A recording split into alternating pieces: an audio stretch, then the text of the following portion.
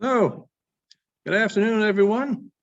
And on behalf of Larchmont Public Library, O. Henry, and your friendly local librarian, me, Frank Connelly, welcome.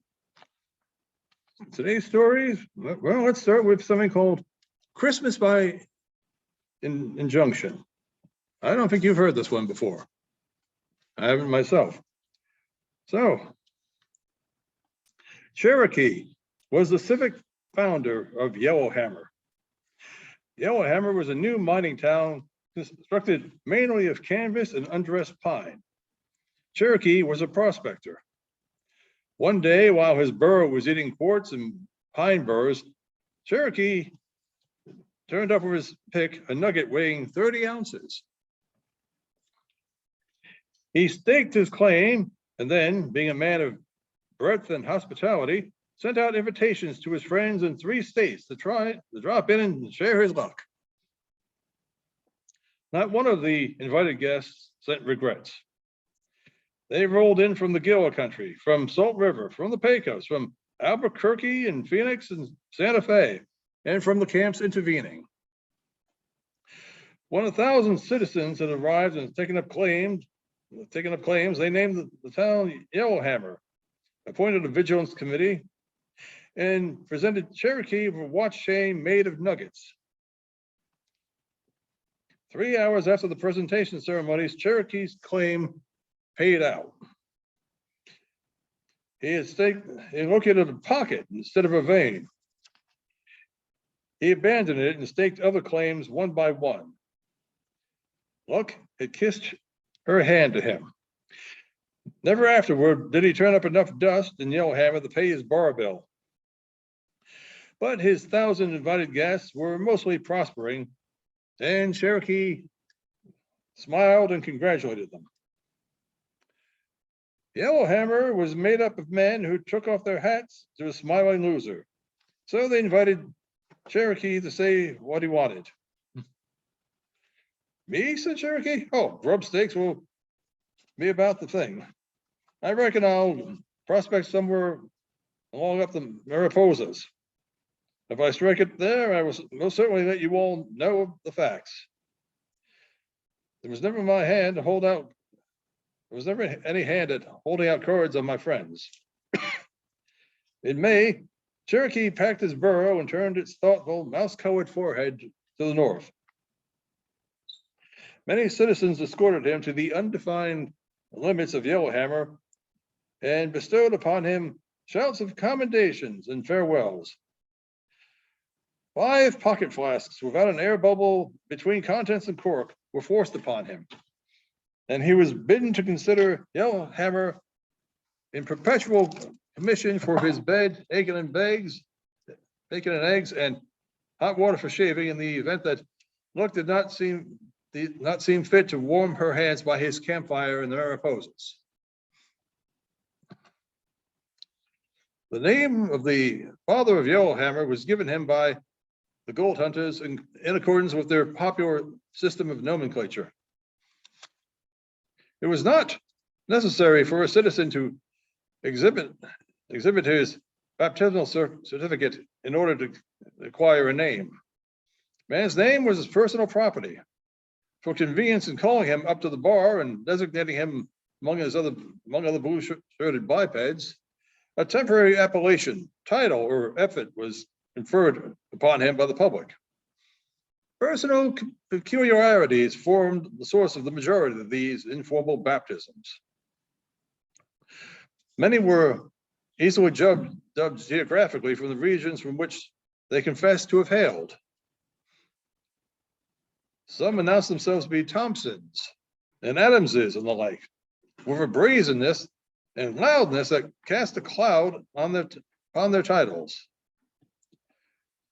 A few vainglorious and shameless sorts uncovered their proper and indisputable names.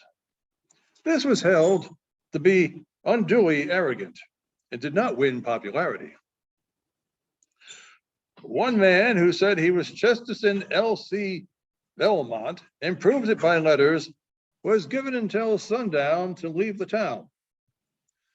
Such names as Shorty, Bowlegs, Texas, Lazy Bill, Thirsty Rogers, Limping Riley, the judge, and California Ed were in favor.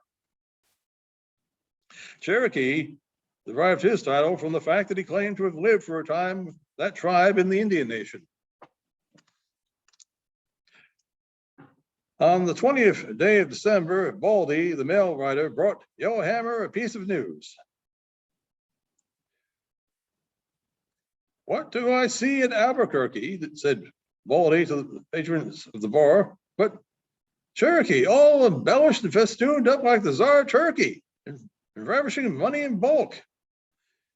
He and me seen the elephant and heard the owl, and we had specimens of the sated powder wine, and Cherokee, he audits all the bills, COD. His pockets look like a pool tables after a 15-ball run." "Cherokee must have struck payor," said California Ed. "Well, I'm much obliged to him for his success." "Seems like Cherokee would ramble down to Yellowhammer and see his friends," said another, slightly aggrieved. "But that's the way. Prosperity is the finest cure there is for lost forgetfulness." "You wait," said Baldy. "I'm coming to that. Cherokee strikes a 3-foot vein up in the Mariposas that essays a trip to Europe to the ton. And he closes it out to a syndicate outfit for 100,000 hasty dollars in cash.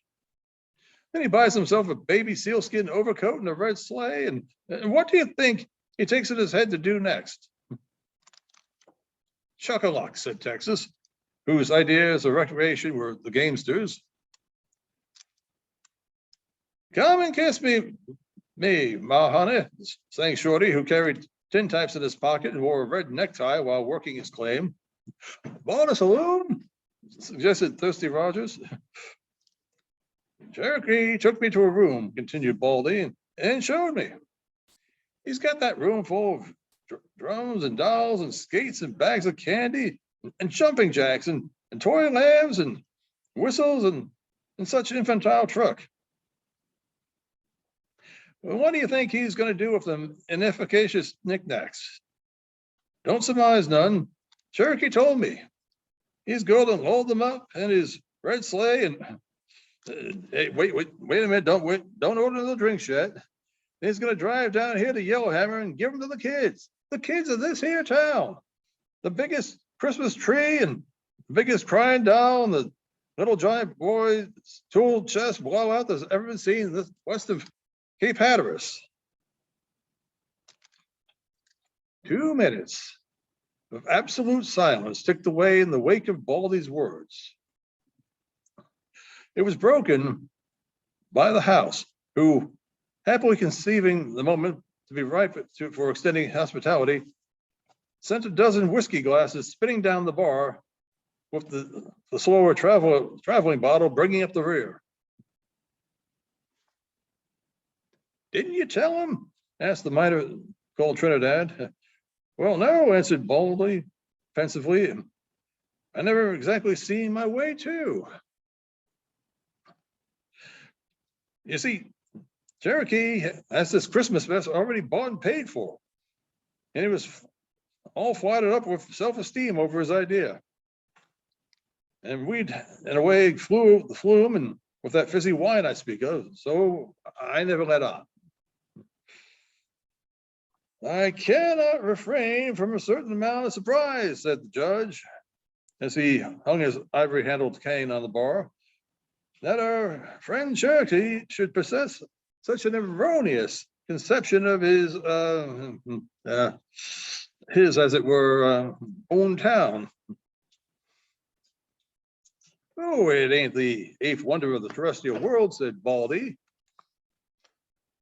"Well, Cherokee's been gone from Yellowhammer over 7 months. Lots of things could happen in that time. How's he to know there ain't been a single child in this town? And so far as immigration is concerned, none expected." "Come figure it," said remarked California Ed. "It's funny, Some ain't drifted in. Town ain't settled enough yet to bring in the rubber ring brigade, I reckon. To top off this Christmas tree splurge of Cherokees, went on Baldy, he's gonna give an invitation to Santa Claus.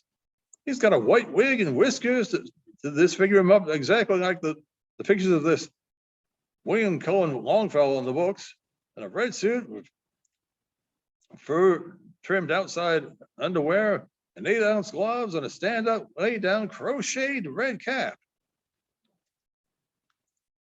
Ain't it a shame that an outfit like that can't get a chance to connect with an Annie and Willie's prayer layout? When does the Cherokee allow to come over with his truck? Inquired Trinidad. Morning before Christmas. And he wants you folks to have a room fixed up and a tree hauled and ready. And such ladies as can assist, as can stop breathing long enough to let it be a surprise to the kids. The unblessed condition of Yellowhammer had been truly described. The voice of childhood had never gladdened its flimsy structures. The patter of restless little feet had never concentrated the one rugged highway between 2 rows of tents and rough buildings. Later, they would come. But now Yellowhammer was but a mountain camp, and nowhere in it were the roguish expectant eyes, opening wide at dawn of the enchanting day, the eager small hands that reach out for Santa's bewildering horde, the elated, childish voicings of season's joy, and such coming good things of the warm-hearted Cherokee deserved. Of women, there were 5 in Yellowhammer. The assayer's wife, the proprietress of the Lucky Strike Hotel, and a laundress whose wash tub panned out about an ounce of dust a day. These were the permanent feminines. The remaining 2 were the Spangler sisters, Mrs. Fanchon and Norma, of the Transcontinental Comedy Company, then playing in repertoire at the improvised Empire Theater. But of children, there were none. Sometimes Miss Fanchon enacted with spirit and address the heart of robustious childhood. But between her delineation and the visions of adolescence that the fancy offered as eligible gifts of Cherokee's holiday dealing, there seemed to be fixed a gulf. Christmas would come on Thursday. On Tuesday morning, Trinidad, instead of going to work, sought the judge at the Lucky Strike Hotel. It'll be a disgrace to Yellowhammer, said Trinidad. If it throws Cherokee down on his Christmas tree blowout. You might say that the man made this town. For one, I'm going to see that what can be done to give Santa Claus a square deal. My cooperation, said the judge, will be gladly forthcoming. I'm indebted to Cherokee for past favors, but I do not see, I have heretofore regarded the absence of children rather a luxury, but in this instance, still, I don't see. Look at me, said Trinidad. And you'll see old ways and means with the fur on. I'm going to hitch up the team and rustle a load of kids for Cherokee Santa Claus Act, even if I have to rob an orphan asylum. Eureka, cried the judge. No, you don't, said Trinidad decidedly. I found it out. I learned about that Latin word at school.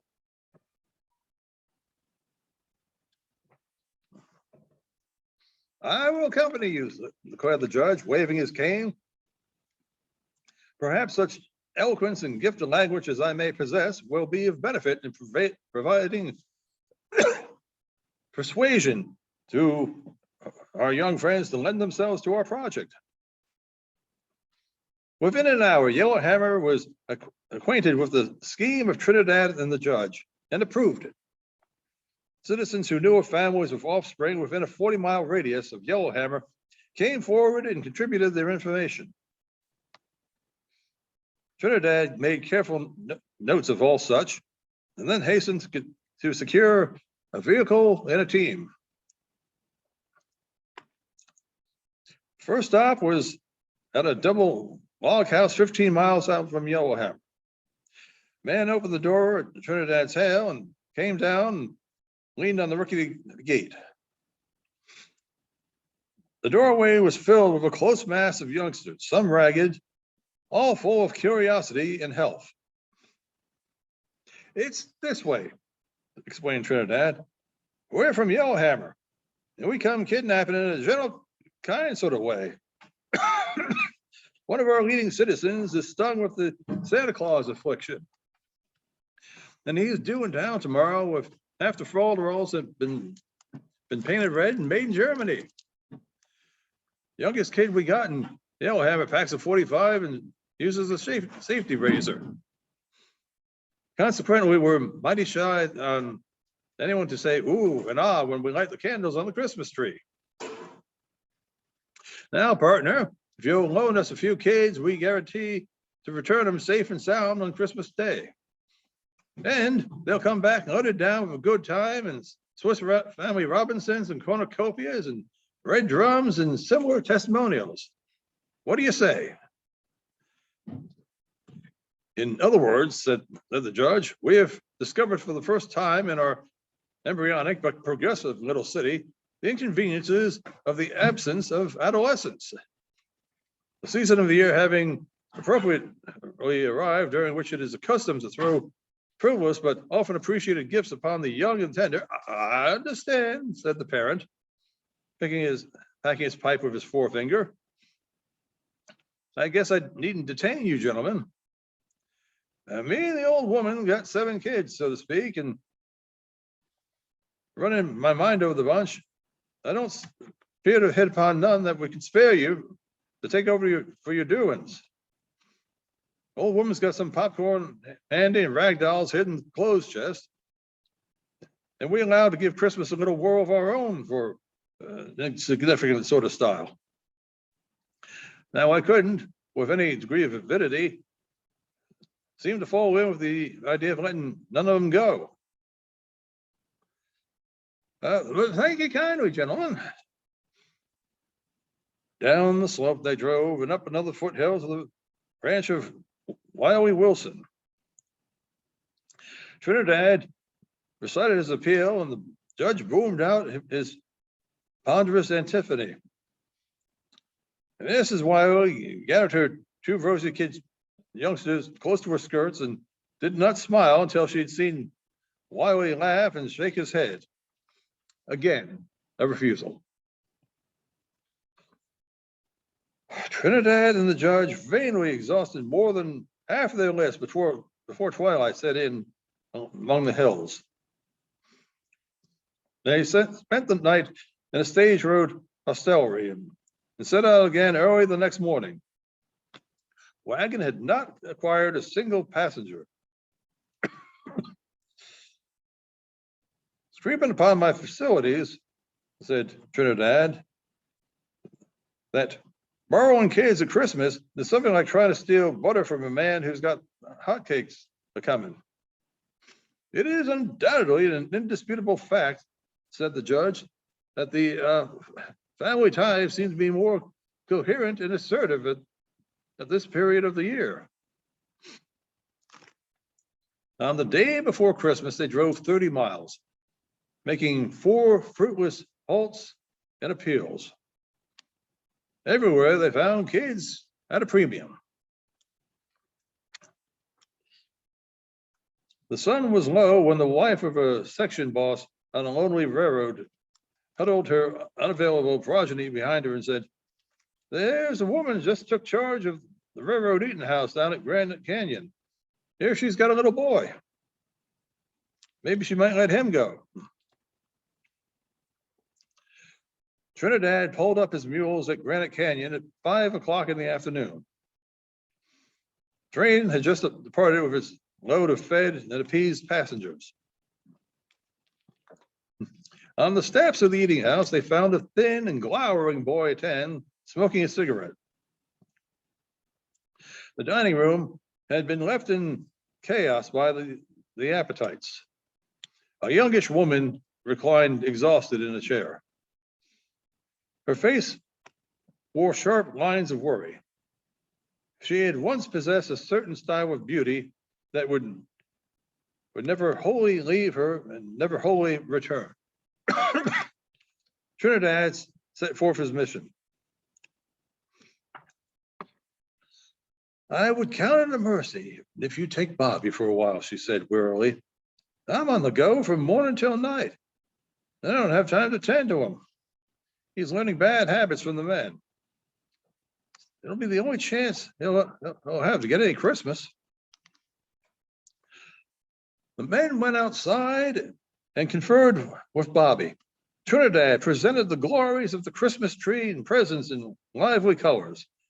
And moreover, my young friend, added the judge, Santa Claus himself will personally distribute the offerings that will typify the gifts conveyed by the shepherds of Bethlehem to, oh, come off, said the boy, squinting his small eyes. I ain't no kid. There ain't any Santa Claus. It's you folks that buys toys and sneaks them in when we are asleep. They make marks in the soot in the chimney and with the tongs to make it look like Santa's sleigh tracks.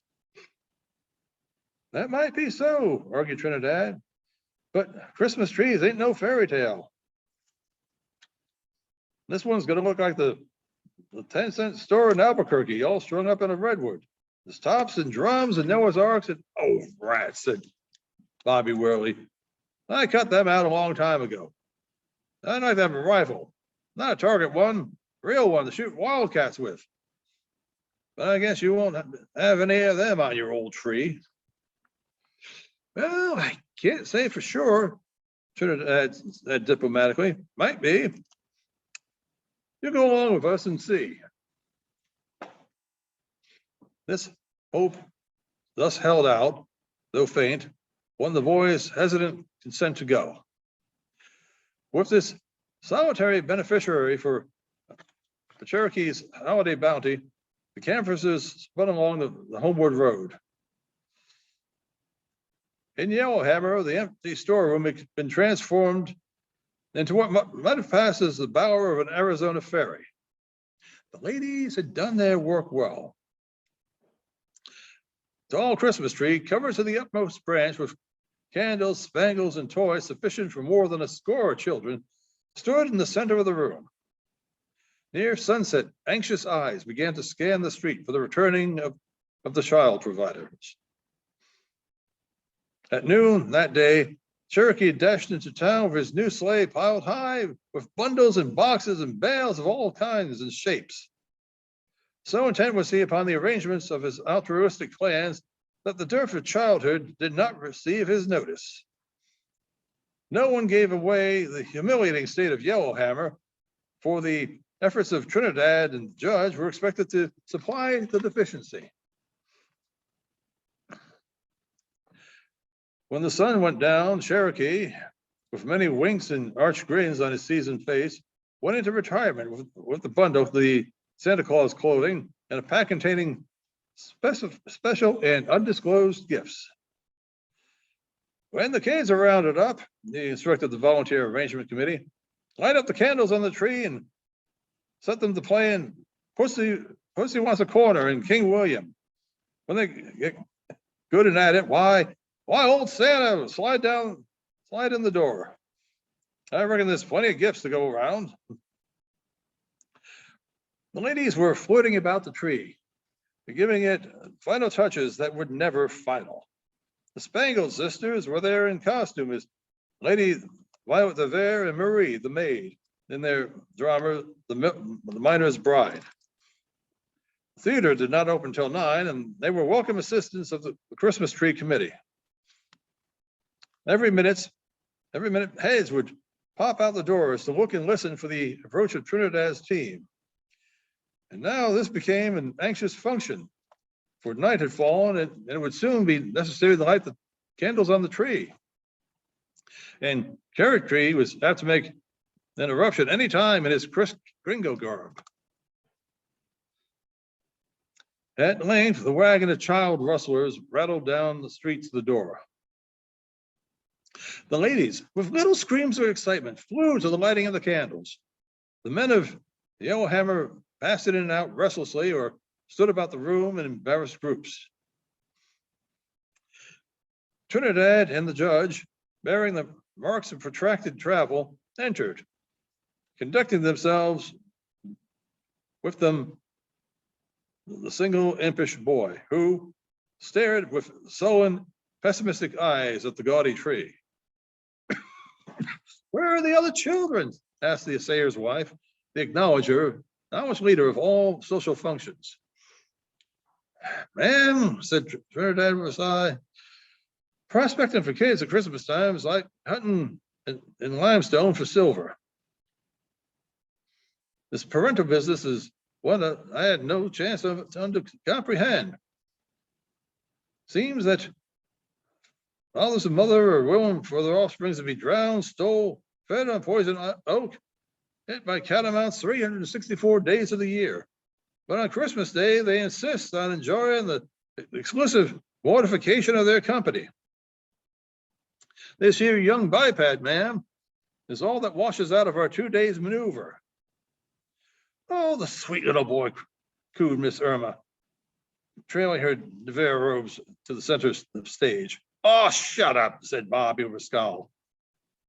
Who was a kid? You ain't, you bet. Fresh brat, breathed this Irma beneath her enameled smile. We done the best we could, said Trinidad.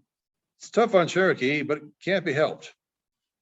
Then the door opened, and Cherokee entered in the conventional dress of St. Nick. A white rippling beard and flowing hair covered his face almost to his dark and shining eyes. Over his shoulder, he carried a pack.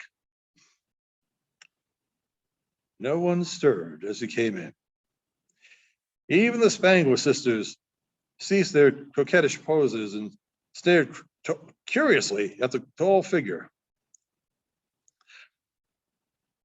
Bobby stood with his hands in his pockets, gazing gloomily at the effeminate and childish tree. Cherokee put down his pack and looked wonderingly around the room. Perhaps he fancied the bevy of eager children were being herded somewhere to be loosed upon his presence. He went up to Bobby and extended his red-mittened hand.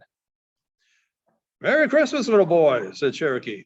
Anything on the tree you want, they'll get it down for you. Won't you shake hands with Santa Claus?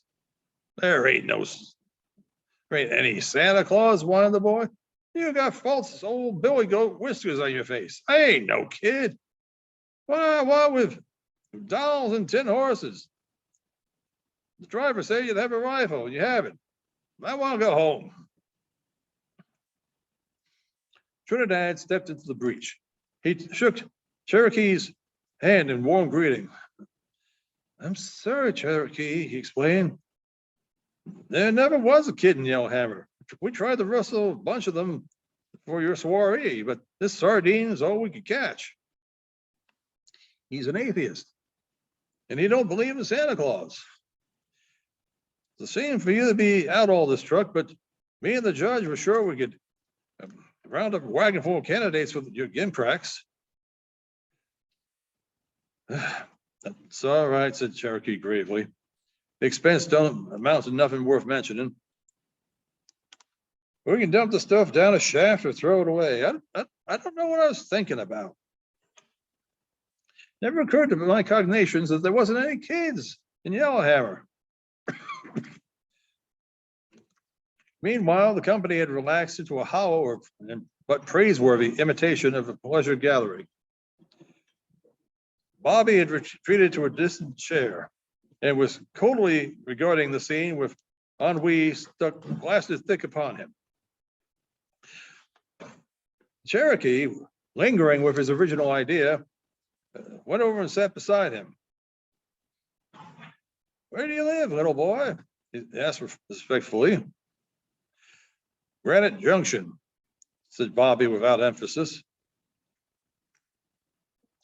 The room was warm. Cherokee took off his cap and then removed his beard and wig. Say, exclaimed Bobby with a show of interest. I know your mug, all right. You ever seen me before? I don't know, but I've seen your picture lots of times. Where? The boy hesitated. On the bureau at home, he answered. Let's have your name, if you please, buddy. Robert Lumsden. Picture belongs to my mother. She puts it under her puts it under her pillow of nights. Once I saw her kiss it. I wouldn't, but women are that way. Cherokee rose and beckoned to Trinidad. Keep this boy by you till I come back. I'm going to shed these Christmas duds and hitch up my sleigh. I'm going to take this kid home. Well, infidel, said Trinidad, taking Cherokee's vacant share. And so you are too superannuated and defeat to yearn for much mockeries as candy and toys, it seems. I don't like you, said Bobby. You said there'd be a rifle. Fat fellow can't even smoke. Wish I was at home. Cherokee drove his sled to the door, and they lifted Bobby in beside him. Team of fine horses sprang away prancingly over the snow. Cherokee had on his $500 overcoat of baby sealskin. The lap robe that he drew about them was as warm as velvet.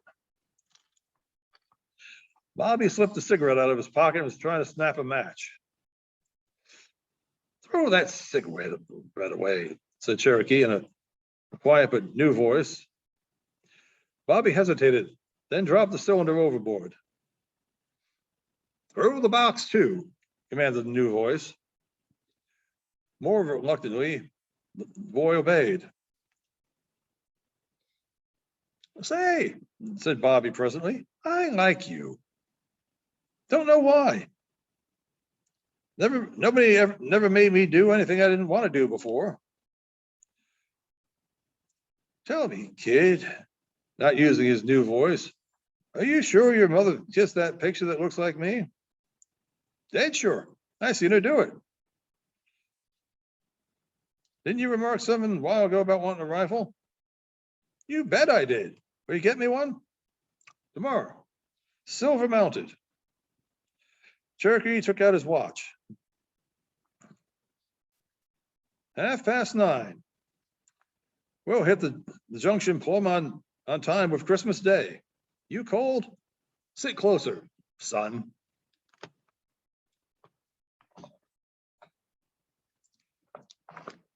Let's see. I think we got time for one more. Let's do the green door. Completely different situation here. The green door. Suppose you should be walking down Broadway after dinner with 10 minutes allotted to the consummation of your cigar, and while you are choosing between a diverting tragedy and something serious in the way of vaudeville. Suddenly, a hand is laid on your arm. You turn to look into the thrilling eyes of a beautiful woman, wonderful, in diamonds and Russian sables. She thrusts hurriedly into your hand an extremely hot buttered roll, flashes out a tiny pair of scissors, snips off the second button of your overcoat, and meaningly ejaculates the word parallelogram, and swiftly flies down a cross street, looking back fearfully over her shoulder. That would be pure adventure. Would you accept it? Not you. You would flush with embarrassment. You would sheepishly drop the roll and continue down Broadway, fumbling feebly for the missing button.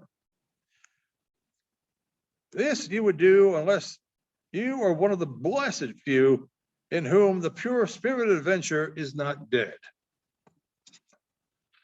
True adventurers have never been plentiful.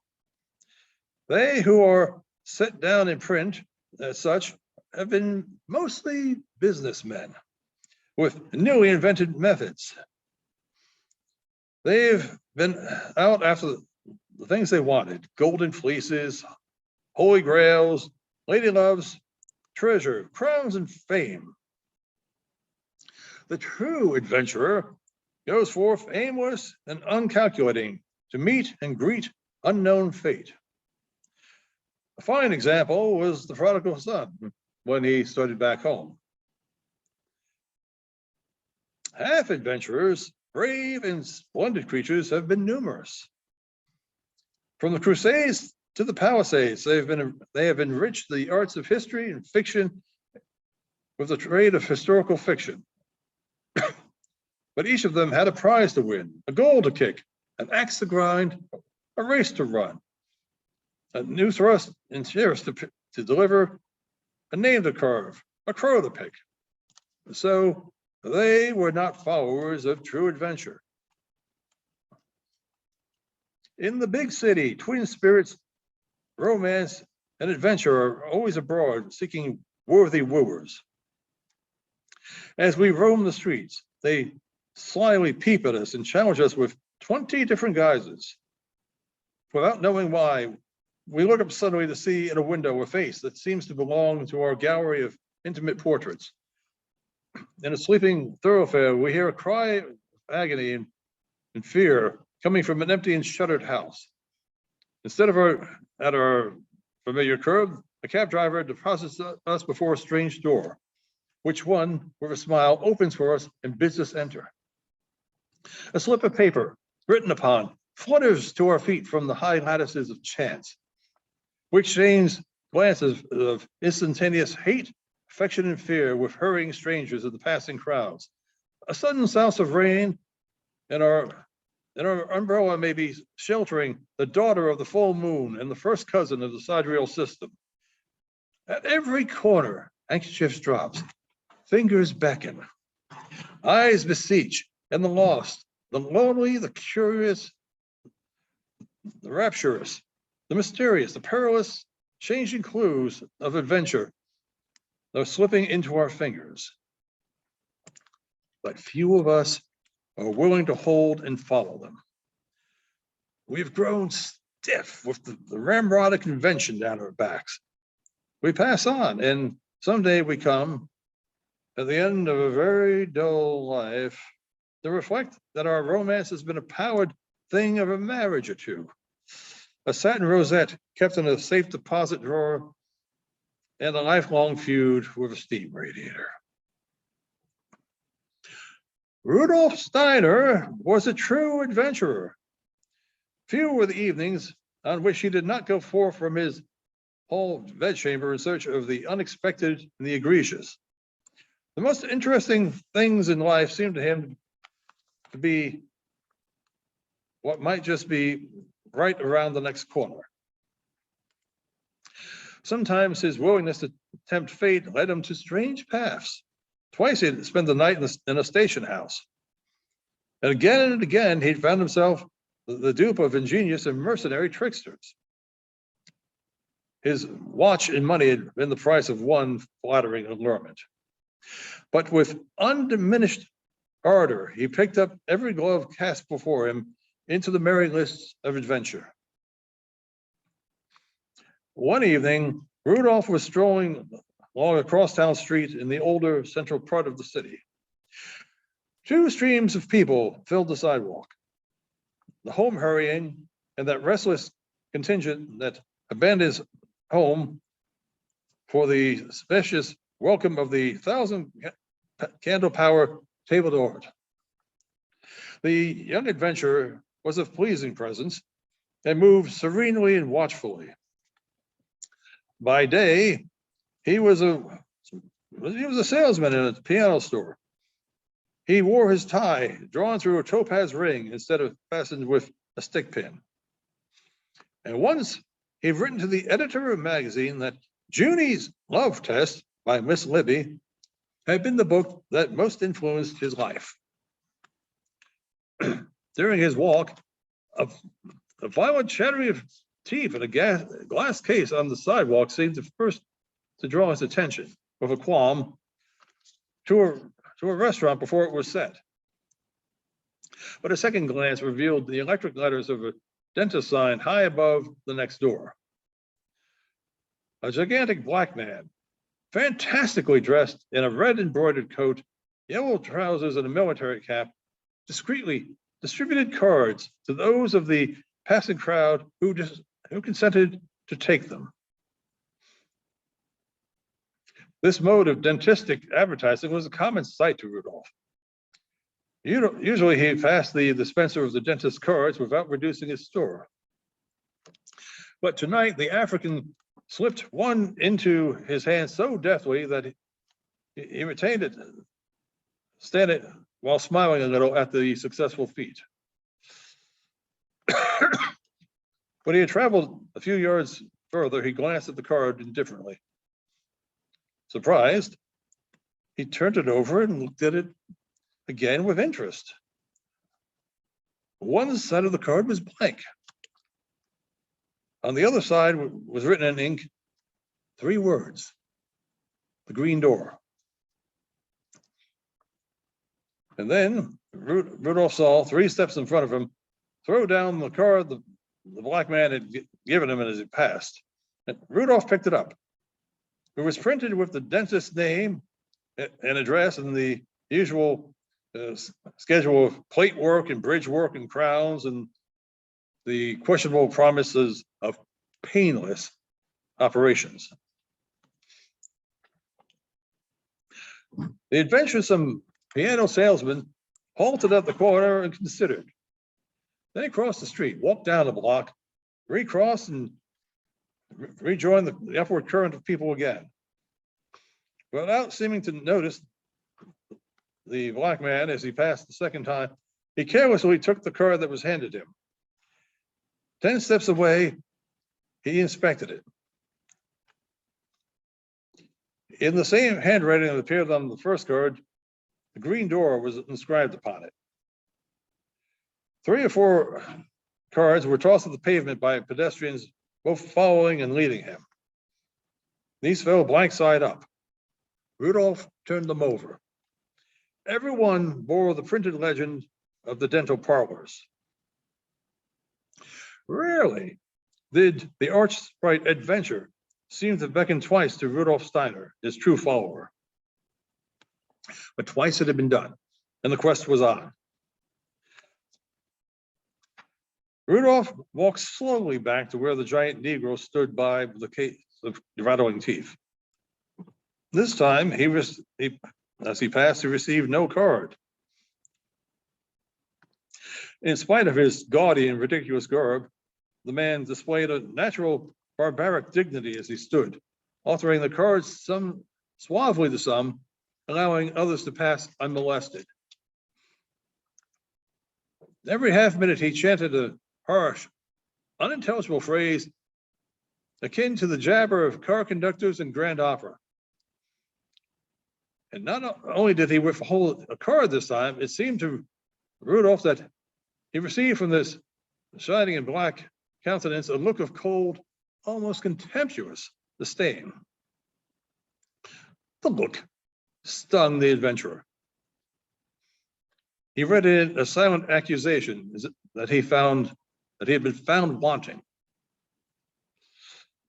Whatever the mysterious words on the card might mean, the man had selected him twice from the throng for the recipient, and now seemed to have condemned him as deficient in the wit and spirit to engage the enigma. Standing aside from the rush, the young man made a rapid estimate of the building in which he conceived his adventure must lie. 5 stories high it rose. Small restaurant occupied the basement. The first floor, now closed, seemed to house millinery or furs.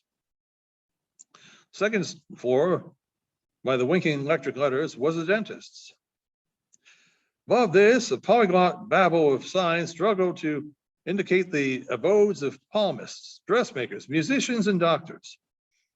Still higher up, draped curtains and milk bottles, white on the windows, proclaimed the regions of domesticity. After conducting his survey, Rudolph walked briskly up the high flight of stone steps into the house. Up 2 flights of the carpeted hall stairway he continued, and at its top paused.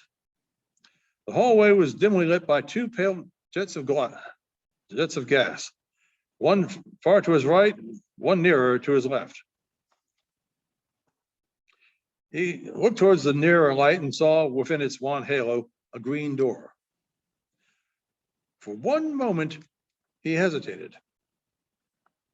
Then he seemed to see the costumious sneer of the man with the cards.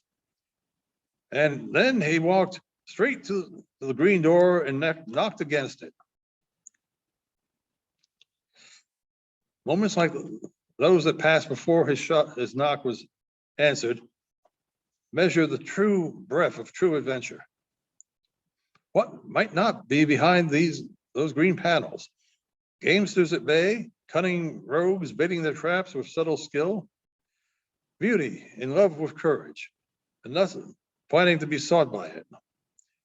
Danger, death, love, disappointment, ridicule.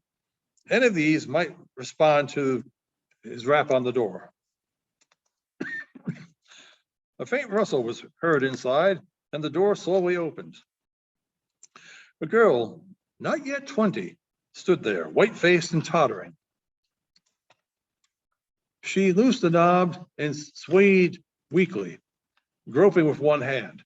Rudolph caught her and laid her upon a faded couch that stood against the wall. He closed the door and, with a swift glance around the room by the light of the flickering gas jet, observed everything.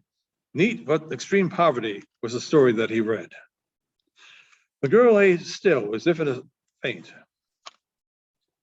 Rudolph looked around the room excitedly for a barrel.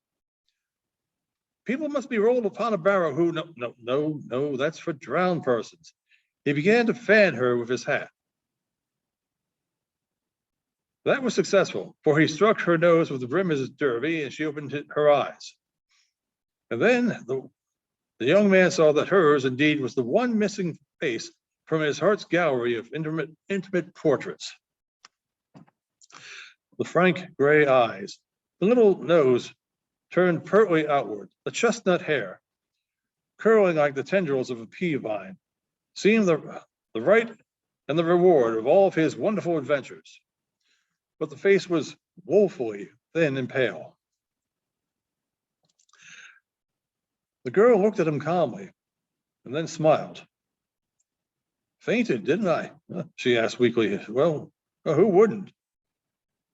You try going without anything to eat for 3 days and see. Himmel, exclaimed Rudolph, jumping up. Wait till I come back. He dashed out the green door and down the stairs. In 20 minutes again, he was back again, kicking at the door with his toe for her to open it. With both arms, he lugged in an array of wares from the grocery and the restaurant. On the table, he laid them: bread and butter, cold meats, cakes, pies, pickles, oysters, a roasted chicken, a bottle of milk, and one of red-hot tea. This is ridiculous, said Rudolph blusteringly, to go without eating. You must quit making election bets of this kind. Supper is ready. He helped her to a chair and said, is there a cup for the tea? On the shelf by the window, she answered. Then he turned again when he turned again with the cup, he saw her, with eyes shining rapturously, beginning on a huge dill pickle that she'd rooted out of the paper bags with a woman's unerring instinct. He took it from her laughingly and poured a cup full of milk. Drink that first, he ordered, and then you shall have some tea, then a chicken wing. And if you are very good, you shall have a pickle tomorrow. And now, if you'll allow me to be your guest, we'll have supper. He drew up the other chair. The tea brightened the girl's eyes and brought back some of her color. She began to eat with a sort of dainty ferocity, like some starved wild animal. She seemed to regard the young man's presence and the aid he'd rendered her as a natural thing. Not as though she undervalued the conventions, but but as one whose great stress gave her the right to put aside the artificial for the human. But gradually, with the return of strength and comfort, came also a sense of the little conventions that belong. And she began to tell him her little story. It was one of 1,000 such as the city yawns at every day. The shop girl's story of insufficient wages, further reduced by fines that go to spoil the store's profits, of time lost through illness, then of lost positions, lost hope, and the knock of the adventurer upon the green door. But to Rudolph, the history sounded as big as the Iliad or the crisis in Junie's love test. To think of you going through all that, he exclaimed. It was something fierce, said the girl solemnly. Have you no relatives or friends in the city? None whatever. I'm all alone in the world, said Rudolph after a pause. I'm glad of that, said the girl promptly. And somehow it pleased the young man to hear that she approved of his bereft condition. Very suddenly, her eyelids drooped and she sighed deeply. I'm awfully sleepy, she said, and I feel so good. Rudolph rose and took his hat. Then I'll say good night. All night's sleep will be fine for you. He held out his hand and she took it and said, good night. But her eyes asked the question so eloquently and so frankly and pathetically that he answered it with words. Oh, I'm coming back tomorrow to see how you're getting along. You can't get rid of me so easily. Then at the door, as though the way of his coming had been much less important than the fact that he'd come, she said, how did you come to knock at my door? He looked at her for a moment, remembering the cards, and felt a sudden jealous pain. What if they'd fallen to other hands as adventurous as his? Quickly, he decided that she must never know the truth. He would never let her know that he was aware of the strange expedient to which she had been driven by her great distress. Oh, one of our piano tuners lives in this house. I knocked at your door by mistake. The last thing he saw in the room before the green door closed was her smile. At the head of the stairway, he paused and looked curiously about him. Then he went along the hallway to its other end and coming back, ascended the door floor above and continued his puzzled explorations. Every door that he found in the house was painted green. Wondering, he descended to the sidewalk. The fantastic African was still there. Rudolph confronted him with his two cards in his hand. Will you tell me why you gave me these cards and what they mean? He asked. A broad, good-natured grin. In a broad, good-natured grin, the Negro exhibited a splendid advertisement of his master's profession. There it is, boss, he said, pointing down the street. But I expect you're a little late for the first act. Looking the way he pointed, Rudolph saw above the entrance to a theater the blazing electric sign of its new play, The Green Door. I'm informed that it's first-rate show, sir. The agent that represents it presented me with $1, sir, to distribute a few of his cards along with the doctor's. May I offer you one of the doctor's cards, sir? At the corner of the block in which he lives, Rudolph stopped for a glass of beer and a cigar. When he had come out with his lighted weed, he buttoned his coat, pushed back his hat, and said stoutly to the lamppost in the corner, all the same, I believe it was the hand of fate that doped out the way for me to find her. Which conclusion, under the circumstances, certainly admits Rudolf Steiner to the ranks of the true followers of romance and adventure. Well, thanks for tuning in. To you who have come in person, and people will be seeing this on the library's YouTube channel. Yes, we're pretty surprised that we have one. As a patron pointed it out and was saying, if you say we have one, fine by us. So again, on behalf of the Larchmont Public Library, O. Henry and myself, thank you for tuning in. See you next time. I enjoyed the green